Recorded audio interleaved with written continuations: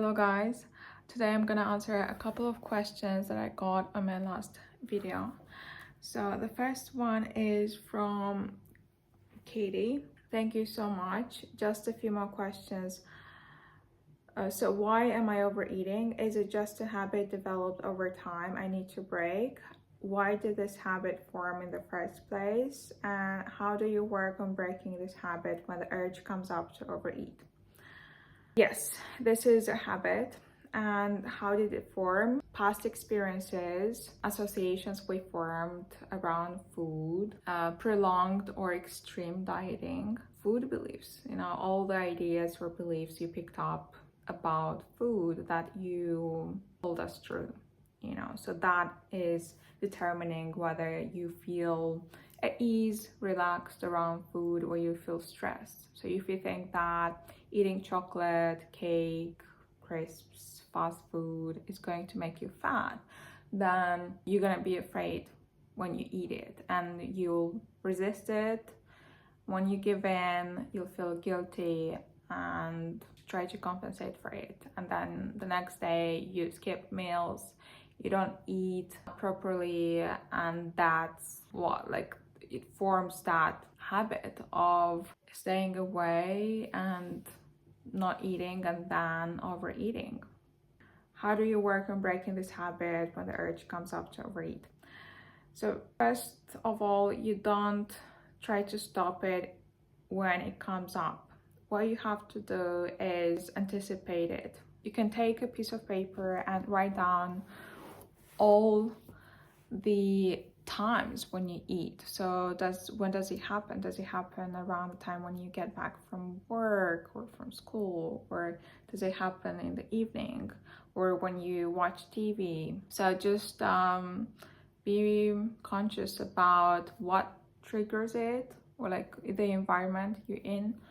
And after that, just know that, okay, when I engage in this activity, or when I do this thing, then I get the craving. So trying to stop mid craving when you feel that strong pull, it's really hard and there's a lot of resistance. And when there's resistance, it's going to persist, and it's not going to be very pleasant. And that's why I recommend you do the work before, you do the work when you don't have the craving.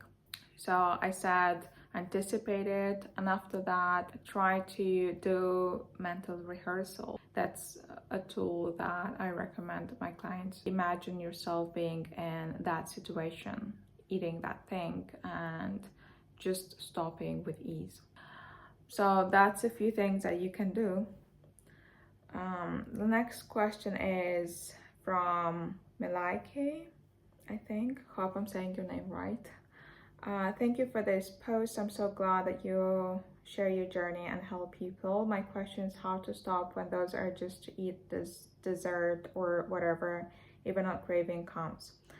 Okay, thank you so much for watching. I mean, I've been wanting to do this for so long and I guess now it's the right time. Basically, it's the same thing. Anticipate it and don't try to stop it when you feel the craving. When you feel the craving, another thing that you could do is really notice what is the thought that pushes you to binge, to go way past fullness.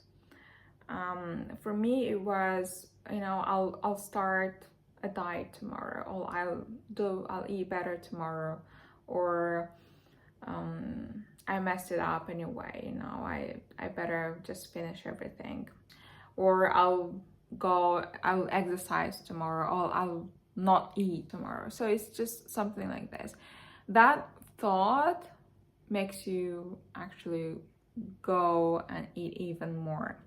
So when you notice that thought come up, just don't really react to it, don't engage with it. If it comes up, that you're gonna end up eating even more. Okay, moving on to the last question from Tabitha. Found you on TikTok, watched your videos, but I don't see how to start the process of not binge eating. You mentioned being mindful and how other techniques won't work, but how do we do it then? I think I need to clarify, I'm not talking about mindful eating, but being mindful about your triggers and patterns.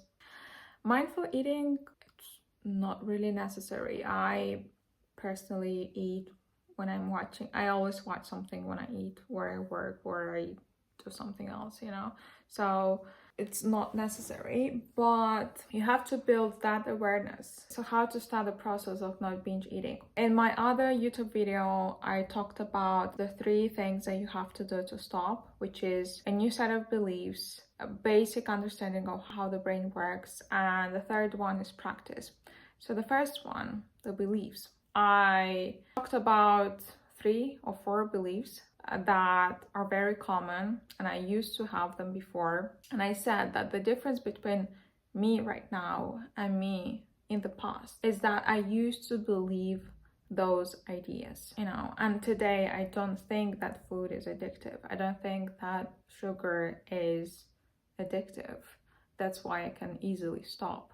So just go and watch that video and see if you believe any of those ideas.